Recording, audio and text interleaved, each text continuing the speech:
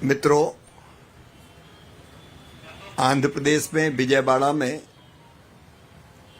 अभूतपूर्व संकट की स्थिति है। ऐसा पहले कभी देखा नहीं गया। एक साथ 400 मिलीमीटर बारिश और उसके कारण जल प्रलय की स्थिति उत्पन्न हुई। बुढ़मेरू में कई ब्रीच हो जाने के कारण और अनपेक्षित पानी आने के कारण विजयवाड़ा में पानी भरा हुआ है। अभूतपूर्व संकट की स्थिति है। लेकिन मैं आंध्र प्रदेश के मुख्यमंत्री और देश के सम्मानीय नेता श्रीमान चंद्राबाबू नायडू गारू जी को इस बात के लिए धन्यवाद दूंगा कि वो और उनकी पूरी टीम 24/7 यहीं उनका सेक्रेटरिएट बना लिया कलेक्ट्रेट को और 24 घंटे काम कर रहे हैं। जब से ये संकट की स्थिति पैदा हुई, प्रदेश की सरकार ने सीएम साहब के नेतृत्व में दिन और रात काम किया और केंद्र ने भरपूर सहयोग किया। एनडीआरएफ की टीमें यहां काम कर रही है लगातार। एयरफोर्स के, नौसेना के हेलीकॉप्टर्स जितने मांगे गए, केंद्र सरकार ने, प्रधानमंत्री जी ने, होम मिनिस्टर साहब ने उनको भेजने का काम किया और दिन और रात राज्य सरकार के साथ मिलकर संकट की स्थिति से जनता को निकालने का प्रयास किया।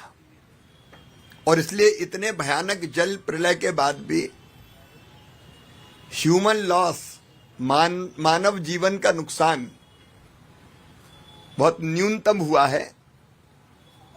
अगर सरकार इतनी दक्षता से काम नहीं करती तो यह स्थिति बहुत भयावह हो जाती। अब तत्काल जो सवाल सामने है, जैसे कि सम्मानी बाबू बता रहे थे आपको, कुछ शॉर्ट टर्म प्लानिंग करनी पड़ेगी। आज मैं विजयवाड़ा शहर में पानी में भी उतर के घूमा, हमारे स्थानीय केंद्रीय मंत्री, हमारे स्थानीय आईटी मिनिस्टर, एमएलए, एमपी के साथ, और मुझे इस बात का संतोष है कि प्रशासन के हर एक डिपार्टमेंट के साथ यहां के हमारे जनप्रतिनिधि काम में लगे हुए हैं। एमपीज, एमएलए, मिनिस्टर्स, और अलग अलग वार्ड को एक एक जिम्मेदार आईएएस अफसर के हवाले किया गया है। मैंने लोगों से जाके चर्चा की तो तकलीफ तो है, 5 दिन हो गए पानी भरे हुए, लेकिन बावजूद इसके चाहे फूड पैकेट्स हो, दूध का, मिल्क का इंतजाम हो, पीने का पानी हो। ड्रोन से पहली बार सदा आंध्र प्रदेश में आपके लीडरशिप में यह प्रयोग हुआ है। ड्रोन से फूड पैकेट्स, मिल्क पैकेट्स ये ड्रॉप किए गए, लोगों तक पहुंचाने का प्रयास किया गया है और लोगों ने बताया कि मिल रहा है उनको। और एक टीम लगातार फोन करके पूछ रही है, जिसकी मॉनिटरिंग स्वयं चीफ मिनिस्टर साहब कर रहे हैं। तो लोगों की संतुष्टि का स्तर कि हमको मिल रहा है वो बहुत ऊंचा है। लेकिन संकट तो अभूतपूर्व है। जहां से पानी निकल गया है वहां युद्ध स्तर पर सैनिटेशन का काम, जो घरों के अंदर मलबा है, मड है, उसको साफ करने का काम, पानी से धोने का काम भी लगातार हो रहा है।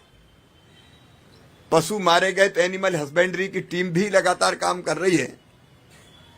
और जो बुढ़मेरू ब्रीच है, जल्दी वो बंद हो, उसके लिए आर्मी, जैसा आपने बताया, कॉल की गई है और वो जल्दी पहुंचने वाली है। क्योंकि उस पानी का, जब तक वो पानी बंद नहीं होगा तो ये संकट यहां बना रहेगा और कुछ प्रश्नों पे और विचार करना पड़ेगा। जैसे आपने कहा, प्रकाशम बैराज 17 इयर्स पुराना है। 70 साल 70, लेकिन उसमें से कितना पानी डिस्चार्ज होगा उसकी सीमा पहले तय थी, लगभग 11 लाख क्यूसिक 11.9, लेकिन 12 लाख के ऊपर पानी एक साथ आगे। मैंने टकराई हुई बोट देखी, वो तो बड़े संकट से बच गए। और इसे टेक्निकली इस डिस्चार्ज को कैसे बढ़ाया जाए, उसके लिए हमारे होम मिनिस्टर श्रीमान अमित शाह जी ने आपने मांगी, टीम भी भेजी है। तो कुछ तो ऐसी जो लॉन्ग टर्म प्लानिंग करनी होगी, जैसे प्रीवियस गवर्नमेंट के समय बड़मेरू के आसपास ही जो माइनिंग हुई, इलीगल माइनिंग हुई, उसके कारण भी नुकसान पहुंचा और उसके कारण ब्रीच, वो बड़ा कारण एक ब्रीच होने का। तो इन चीजों को भी ढंग से देखना पड़ेगा। लेकिन तत्काल जो आपकी प्राथमिकता है जनता को राहत देने की, क्रॉप डैमेज भी काफी हुआ है। अभी मैंने देखे बनाना का जो प्लांटेशन था वहां हमने देखे फूलों की यहां खेती होती है, हल्दी, सारी क्रॉप्स को भी नुकसान हुआ है। और जो प्रारंभिक अनुमान है क्रॉप्स का, वो भी 1.8 लाख हेक्टर में हुआ है, लगभग 2 लाख किसान प्रभावित हुए। लेकिन क्षति के आकलन के लिए हमारे गृह मंत्री अमित शाह जी ने एनडीआरएफ की टीम भेजी है।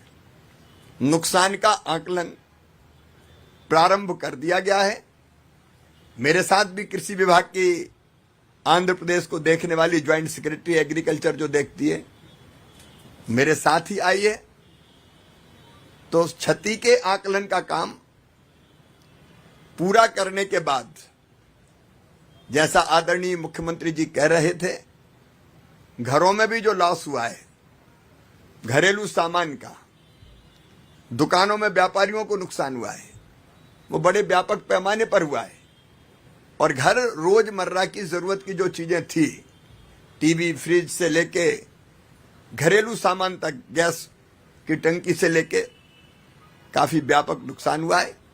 राज्य सरकार पूरी संवेदनशीलता के साथ काम कर रही है। मैं प्रधानमंत्री जी के निर्देश पर आया हूं। केंद्र सरकार ने भी हर संभव सहयोग किया है, मदद की है।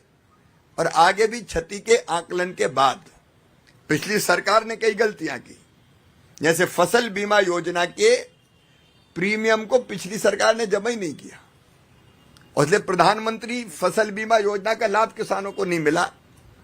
लेकिन अब ये सरकार, बाबू की सरकार, एनडीए की सरकार, फसल बीमा योजना के प्रीमियम से लेके जो औपचारिकताएं बाकी वो भी पूरा करेगी। तो हम क्षति के आकलन करके फसल बीमा योजना का लाभ भी मिले, और जो बाकी नुकसान हुआ है उसका आकलन करने के बाद जो केंद्रीय टीम आई है वो भी आकलन करेगी। और आंध्र प्रदेश की सरकार के साथ मिलकर अभी भी हम काम कर रहे हैं, और मिलकर जनता को राहत देने में कोई कसर नहीं छोड़ेंगे। क्योंकि हमारा मानना है, प्रधानमंत्री नरेंद्र मोदी जी ये मानते हैं कि जनता की सेवा ही भगवान की पूजा है। तो संकट के समय जनता की सेवा करना ये एनडीए की सरकार का धर्म है, केंद्र का भी और राज्य का भी। और इसलिए उसमें भरपूर सहयोग केंद्र सरकार आंध्र प्रदेश की सरकार को करेगी, और हम मिलकर इस संकट के पार अपनी जनता को ले जाएंगे। टेक्निकल इश्यूज पर एक्सपर्ट्स की रिपोर्ट्स के बाद उस पर भी हम लोग आगे कदम उठाएंगे, ताकि कोई लॉन्ग टर्म जो मेजर्स हैं, ऐसी कृष्णा नदी के कारण में जो फ्लड आता और परिस्थितियां पैदा होती है, वो भी उठाए जा सकें। मैं कल सवेरे भी क्रॉप के डैमेज को एक गांव में जाके देखूंगा, और किसानों से भी वन टू वन चर्चा हम करने का प्रयास करेंगे। मैं आश्वस्त करता हूं कि श्रीमान चंद्रबाबू नायडू गारू जी के नेतृत्व में प्रदेश सरकार बेहतर से बेहतर काम करेगी, और केंद्र सरकार पूरा सहयोग करेगी, और इस संकट के पार जनता को निकाल के ले जाएंगे। धन्यवाद। ठीक है, अभी आकलन हो रहा है क्षति का, तो जैसे ही आकलन होता है, इमीडिएट भी और बाद में भी जो रिलीफ दिया जा सकता है निश्चित तौर पर दिया जाए। Thank you.